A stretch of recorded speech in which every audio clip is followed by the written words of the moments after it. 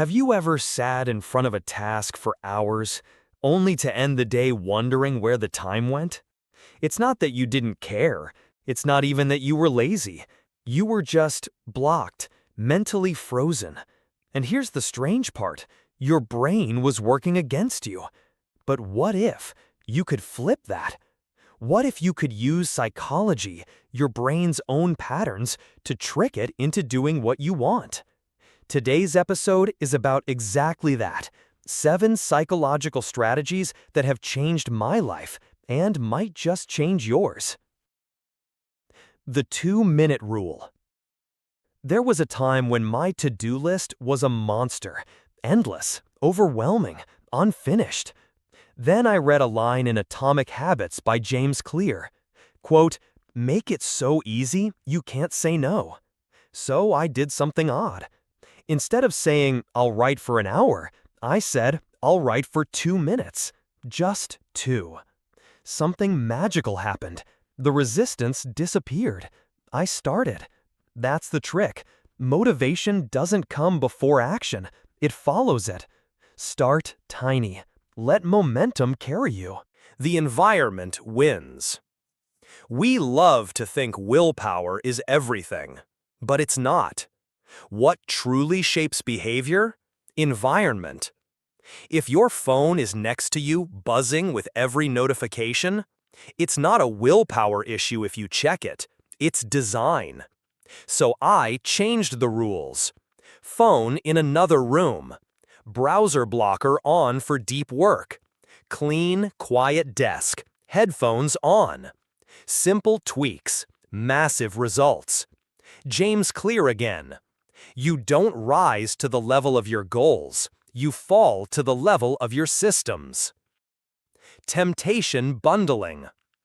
Ever struggle to do boring but necessary tasks? Laundry, cleaning, admin work. I used to dread them until I discovered this trick.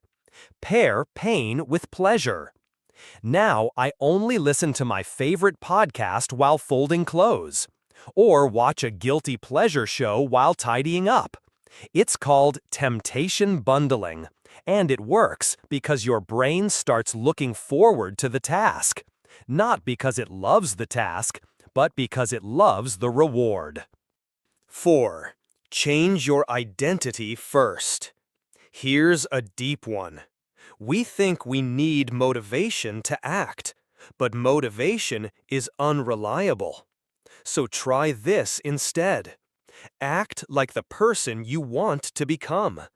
Don't say, "I need to go for a run." Say, "I'm the kind of person who takes care of their body." In The War of Art, Steven Pressfield says, "Resistance will always show up when you're about to level up. Overcome it by becoming, not by waiting." 5. Break the pattern. Our brains are creatures of habit. That's good and bad. Sometimes just changing your surroundings breaks the loop. A new cafe, a new desk setup, even switching the direction you face when you work. It sounds silly, but it disrupts the brain's autopilot mode. Try this next time you feel stuck. Stand up, move, shift your visual environment. That break can be your restart. 6. The self-distancing trick. Ever notice how we give great advice to others, but terrible advice to ourselves? That's because of emotional bias. We're too close. But there's a psychological hack for that. Self-distancing. Instead of saying, "What should I do?" say, "What should Rick do?" Referring to yourself by name or as you creates distance. That distance helps you think more rationally. In a study by Ethan Kross at the university, participants who self-distanced had better emotional control and made better decisions under stress. Try it. Talk to yourself like a friend. Make failure more expensive than success. Here's the final one, and it's a killer.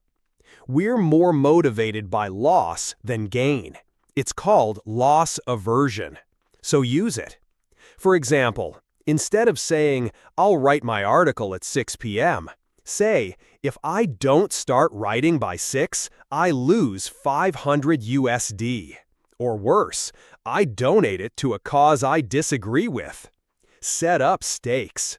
Make failure hurt just enough. Suddenly, the brain cooperates. Let's recap. 7 tricks, all psychological, all powerful. 1. Start tiny. 2 minutes. 2. Shape your environment. 3. Bundle temptation with effort. 4. Change your identity first. 5. Break visual and mental patterns. 6. Self-distance for clarity. 7. Make failure cost something. These aren't hacks, they're tools for building a life brick by brick. You don't need to become a new person overnight. You just need to start acting like one. Pick one trick. Use it today. Watch the ripple. And if this episode helped you shift something inside, even just a little, let me know. I love hearing which trick spoke to you most.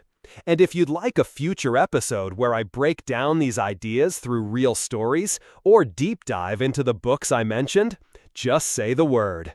Till next time.